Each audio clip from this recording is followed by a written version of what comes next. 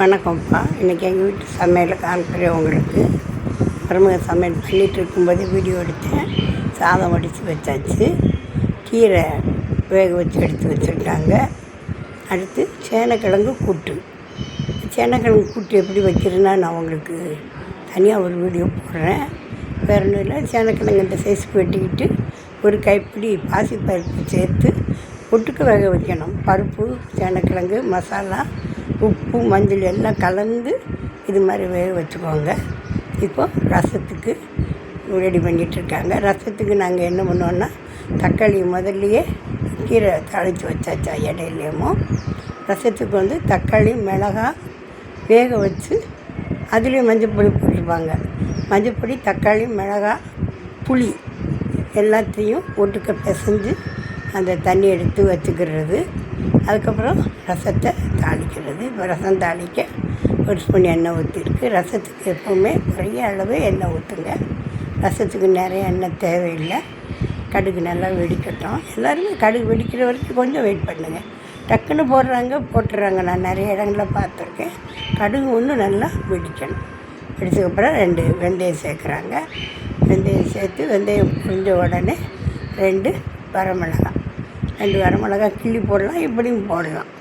கிள்ளி போட்டால் கொஞ்சம் காரம் தெரியும். போட்டு பண்ணுவோம். ஏற்கனவே ரசத்துக்கு இடித்து வச்சுருப்போம் இல்லையா, மிளகு, சீரகம்.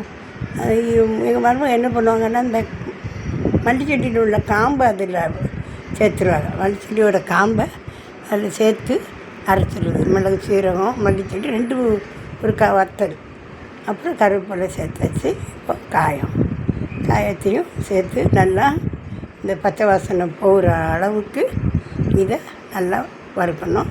இப்போது மல்லிச்செடியில் முனி இலை இருக்கும் இல்லையா, அதை நம்ம எந்த செடியில் ரசம் ஊற்ற போகிறோமோ அதில் அடியில் போட்டு வச்சுருப்பாங்க. இப்போ நல்லா ஃப்ரை ஆகினோடனே ஏற்கனவே நம்ம கரைச்சி வச்சுருக்கோம் இல்லையா, புளி, தக்காளி, பச்சை மிளகாய், மஞ்சள் இதில் சேர்த்துருப்பாங்க.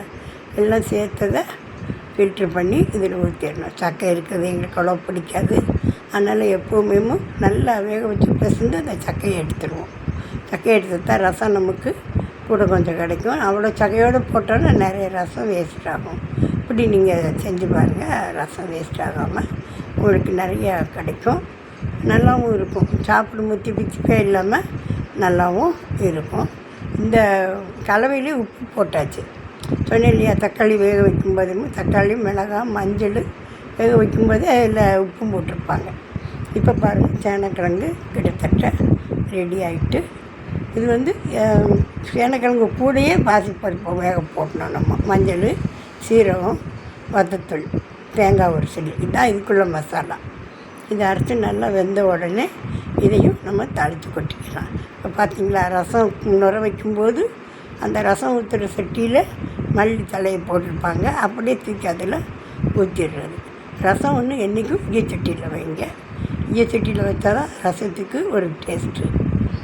மற்ற சில்வரில் எதுலேயும் வைக்காதீங்க. ஈயச்சட்டியில் வைங்க, இல்லாட்டி மண் சட்டியில் வைங்க. இப்போ ரசம் ரெடி ஆகிட்டு, சாதம் வடித்தாச்சு, கீரை கடைஞ்சி தாளித்தாச்சு. அடுத்து சேனக்கிழங்கு தாளிக்கணும். அதுக்கு ஆயில் ஒரு ஸ்பூன் நல்லெண்ணெய். கூட்டுக்குனால எப்போவுமே நம்ம நல்லெண்ணெய் தான் சேர்க்கணும். நல்லெண்ணெய் சேர்த்து கடுகு உளுத்த பருப்பு போடணும். இதில் கொஞ்சம் நம்ம காயம் சேர்த்துக்கணும்.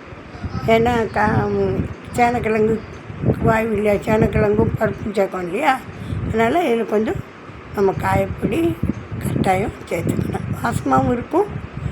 2வது நம்ம டைஜஸ்ட்டுக்கும் நல்லது. காயப்பொடி தாராளமாக சேர்க்கலாம். கருவேப்பிலை சேர்த்துட்டு அது வேக வச்ச குட்டை இதில் கொட்டிட்டோன்னா வேலை முடிஞ்சது. சேனக்கிழங்குக்கு கூட்டுக்கு என்னென்னா, ஒரு சில தேங்காய், ஒரு 1/2 ஸ்பூன் சீரகம், வெள்ளைப்பூடு, ஒரு சின்ன வெங்காயம், இவ்வளோதான். இதுதான் அதில் நம்ம சேர்க்க வேண்டிய மசாலா. வத்தல் நம்ம இதில் போட்டுப்போம். வத்தல் தூள் தனி வீடியோவை நான் உங்களுக்கு போடுறேன். இது மாதிரி ஒரு தடவை சேனக்கிழங்கு கூட்டு பண்ணி பாருங்கள். ரசத்துக்கு சூப்பராக இருக்கும். காரக்குழம்புக்கும் நல்லாயிருக்கும். எங்கள் வீட்டு சமையல் இதோடு இன்றைக்கி முடிக்குது. நான் இதோடு முடிச்சுக்கிறேன். இது வரைக்கும் நீங்கள் என்ன கூட ட்ராவல் பண்ணதுக்கு நன்றி. தேங்க்ஸ் ஃபார் வாட்சிங்.